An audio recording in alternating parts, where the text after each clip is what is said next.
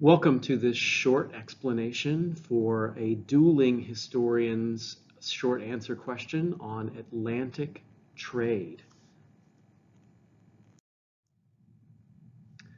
In the Dueling Historians example, you have two historians, Edward Barbier and Strother Roberts, both looking at the Atlantic economy from slightly different points of view, but sharing some similarities in terms of how they describe overall the Atlantic economy.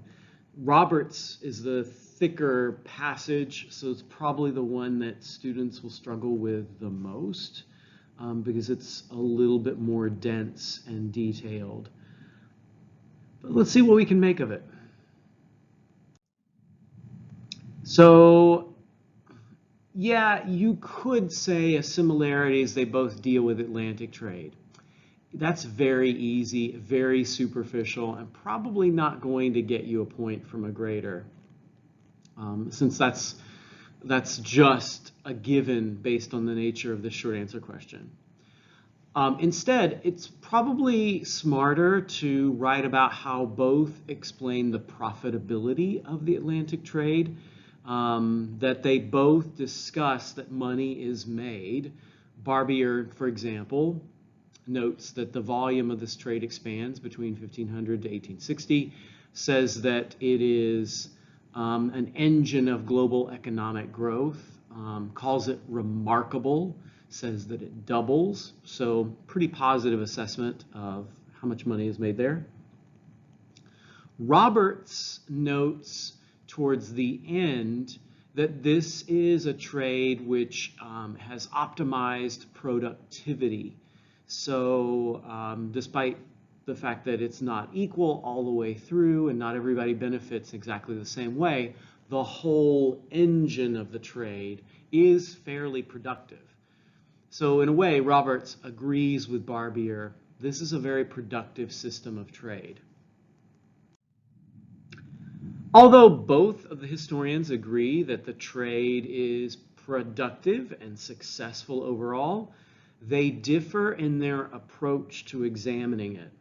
So Barbier is looking at the entire trade, sort of a big lens, fully way out view from a distance, long-term 1500 to 1800, and just says positively, this is an engine of economic growth, and so yay, trade, it's gone. Roberts mentioned specifically that he is focused on Britain.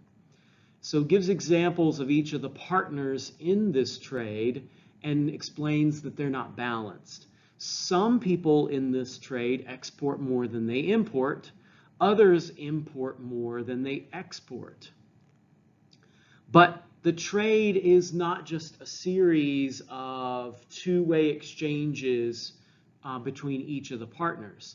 There's actually multiple exchanges within the system, so that the trade between the partners, even though it's not equal, it ultimately balances out when you add all those parts in together. So New England can be producing one part of the materials for this trade and making money in one way, but then trading with another partner in the system and making money another way, while at the same time buying things from England. So some people are not equal in the system, but overall, when you add each of the parts together, it works out. The last of the short answer questions is about a piece of evidence that can be used to modify or challenge one of the interpretations. So you got to pick an interpretation, whether you want to do Barbier or Roberts, it doesn't really matter, just pick one. And then come up with some evidence that could be used to modify this argument or challenge the argument or explain how the argument is incomplete. And I think probably the easiest way to go here is to address Native peoples or enslavement of Africans, which is not mentioned by either of the historians. This Atlantic trade is not just Europeans in Europe, the people who settled in the Americans and Africans. It's also all of these networks of Indians and native folks going way back into the American interior who were providing furs like beaver pelts, skins in exchange for European goods. So they're part of this trade network, but not necessarily an equal partner in the trade network. The trade itself is built on the back of unpaid laborers. So the people who are producing these raw goods, the sugar and the tobacco, are not compensated for their labor. And in fact, they are traded. They are human beings who are traded as part of this system.